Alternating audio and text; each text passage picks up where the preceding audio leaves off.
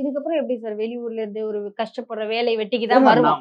எப்படி வருவாங்க பிள்ளைங்க எல்லாம் வந்து தைரியம் எப்படி வெளியே அனுப்புவாங்க? அந்த காலத்துல மாதிரியே பொம்பளை புள்ள பிறந்தவனே கல்யாணம் பண்ணி வச்சிடணும் அந்த மாதிரியான ஒரு கல்ச்சருக்கே கொண்டு போறாங்களே சார்.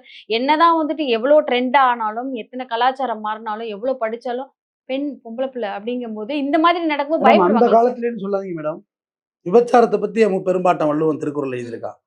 விலை மாதரோட பரத்தையர்னு சொல்றான். பரத்தையர் விலை மாதரோட படுக்கிறது வந்து பிணத்தை கட்டி பிடிச்சி கிடக்கிற சமூகங்கிறான் வள்ளுவன்.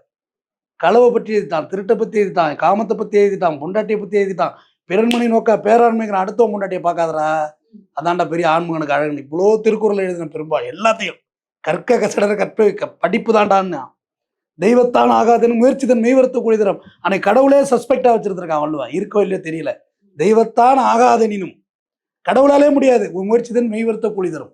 உன் எவ்வளோ கஷ்டப்படுறியோ அந்த அளவுக்கு உனக்கான வருமானம் வரும்னு வள்ளுவன் சொன்னேன். என் பெரும்பாட்டன் வள்ளுவன் இருவேறு உலகத்து இயற்கைங்கிறான்.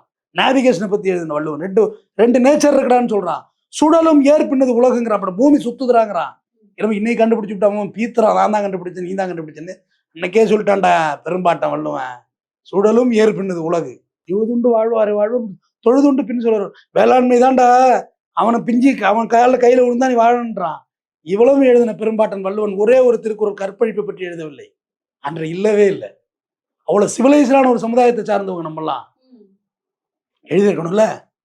கற்பழிச்சா பாவம் வரும் இல்லவே இல்லை. 1300 பொருளையும் வாங்க டிஸ்கஸ் பண்ணுவோம் உட்காந்து. தனி இன்டர்வியூ எடுங்க. நான் 1300 பொருளை பேசுறேன் இல்ல, ஒரே ஒரு குரல் இல்லையே. அடுத்த முன்னாடியே பாக்குறதெல்லாம் இருந்திருக்கு. பப்பாட்டி வச்சுக்கிறது இருந்திருக்கு. பப்பாட்டி வச்சுட்டு வர்ற கணவன் தெருவில் விளையாண்டு இருக்கு, தான் பிள்ளைய தோல்ல தூக்கிட்டு வருவானா. ஏன்னா பொண்டாட்டி திட்டாம இருப்பாளாம், புள்ள இருக்கு பக்கத்துல. எப்படிப்பட்ட வள்ளுவன்டா, எப்படிப்பட்ட சமுதாயத்துல பிறந்தவன்டா நம்மலாம். கல் உண்ணாமை பத்தி எழுதியிருக்கான் மேடம். கல்லை பத்தி சரக்கு அடிச்சுட்டு கிடக்குறான்ல, அவன் வாழ்க்கையை காப்பாத்துறது நெருப்பு பந்தத்து கடலுக்குள்ள போய் அவனை தேடுற மாதிரியா.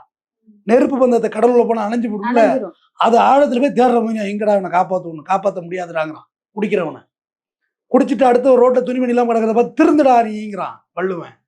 இவ்வளவையும் சொன்னவன் கற்பழிப்பை பற்றி எழுதவில்லையே. இப்ப எவ்வளவு ஒரு அறிவார்ந்த சமுதாயத்துல வாழ்ந்திருக்கோம்.